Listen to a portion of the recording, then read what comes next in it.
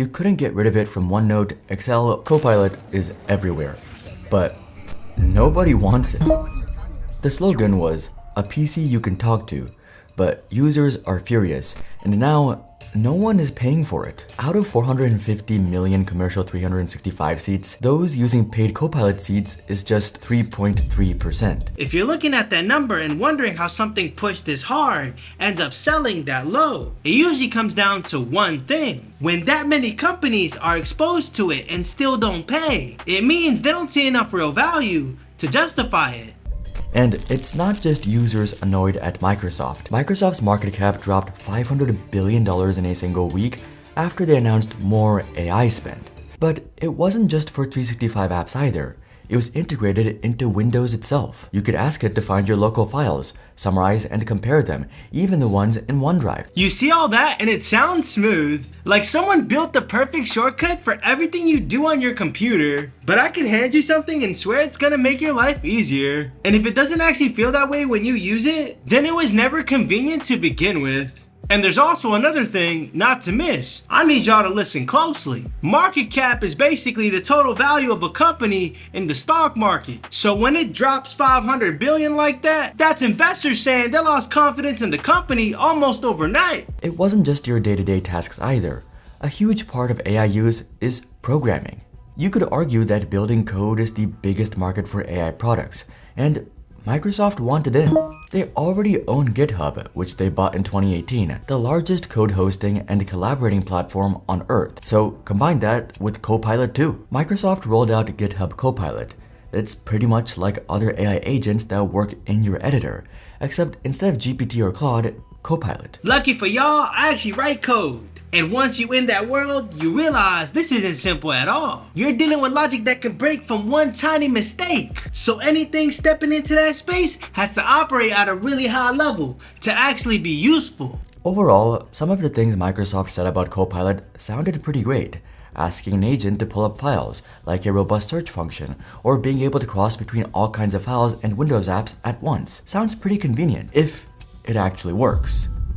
Though Satya Nadella, Microsoft CEO, believed it would be much bigger. He said it would be essentially a new category of computing. I don't think y'all understand what kind of bar that sets when you call something a whole new category. It would have to feel like the first time when people touched an iPhone. What you just heard means the moment you use it, the way you interact with your computer is supposed to feel completely different. You need to understand how big of a claim that really is. Because once you say that, you're setting the expectation at the highest level possible. And when you set it that high, anything that doesn't match that feeling is going to disappoint people instantly. To be honest, Microsoft seemed to be going a bit crazy over Copilot. They pushed this thing everywhere. Microsoft rebranded the 365 app to Microsoft 365 Copilot. The logo also changed to feature Copilot's logo. They also incorporated it into Edge, into your taskbar, into all their apps, even a new Copilot Plus PC. They had also spent a lot of money. Copilot is based on ChatGPT models with Microsoft tweaks, which they had spent $11.6 billion on. Even Bill Gates warned against this. I ain't gonna lie, when Microsoft pushing this hard across everything like this, it start to feel like they got a bigger agenda behind it. That kind of pressure don't come from just helping people use it. It comes from needing it to work, no matter what. Telling Nadella, "You're going to burn this $1 billion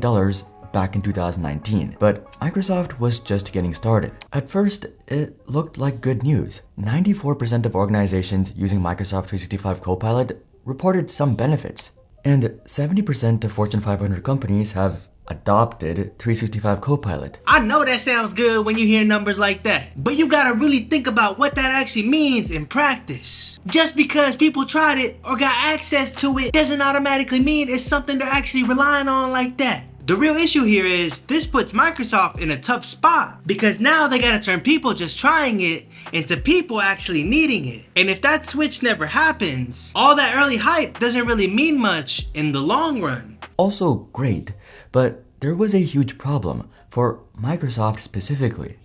Only 6% completed an enterprise-wide rollout, and 72% were still in pilot or limited deployments. Not good, but what about other metrics?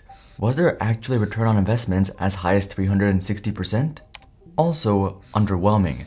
So why roll out Copilot company-wide? It just wasn't worth it. Microsoft talking like this the future, but when you look at how these companies actually acting, it doesn't match that at all. They're not pushing it across the whole company. They're just poking at it like deep down, they're not fully sold on it yet. Those Fortune 500 companies were mostly just using pilots, aka the limited trial rollout to a small group, but Microsoft wanted everyone using Copilot. After Microsoft pushed it so aggressively, many people did give it a go, but results were mixed. Soon, complaints, comments, and angry reviews began to pour into support sites. I find it very frustrating that Copilot won't do anything to my documents. It just gives me complicated instructions on how to do it myself. The part that really stands out here is not just a failing, it's doing the opposite of what it was built for. Something that's supposed to reduce effort ends up adding more steps. So now, instead of saving people time, it's actually slowing people down. And that gap is where everything starts to fall apart. Nah, real talk, just cause you start enforcing something doesn't mean people actually gonna rock with it like that. If it ain't already clicking with you and you forcing it on folks, that just makes them not wanna touch it even more. For example, I asked it to change the font of all the dates in my Word document from ordinary to bold. The reply told me how to do it. It wasn't straightforward. And these aren't just horror stories. Every time I've used Copilot personally, it doesn't really do anything. It sort of just sits there, and whenever I ask it to do something,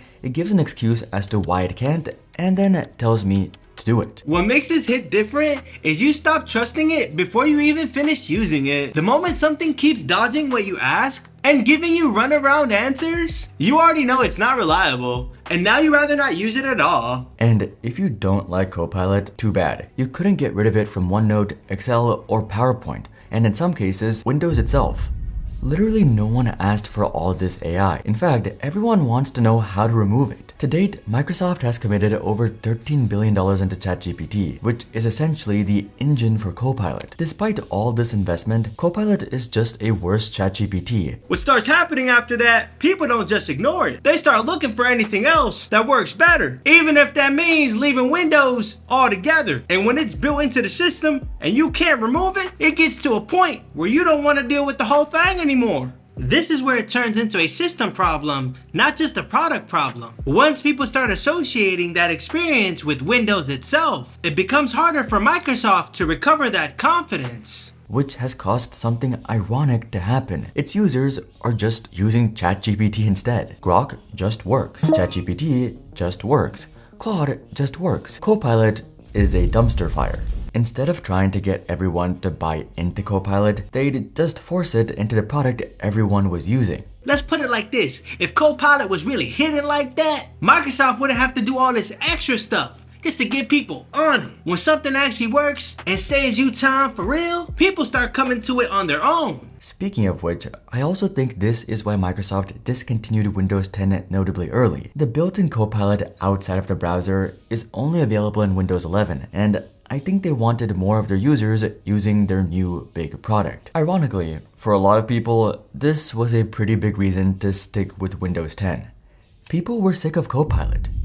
It was now dragging the rest of Windows down with it. Users gave Microsoft a new name, Microslop. At this point, we might as well shout out today's sponsor, Apple. Go ahead and grab your MacBook and call it a day. I'm just joking. But real talk, why would Microsoft move like this knowing people are already not feeling it? Like, what's the actual play here? What you're looking at here is less about what users want right now and more about where Microsoft wants the platform to go long term. They're trying to shift behavior by tying Copilot directly to Windows 11, even if that means frustrating people in the short term. What about Copilot for GitHub and being the future of coding? This might be the ironic twist in this whole story, because not even Microsoft trusts Copilot to do this.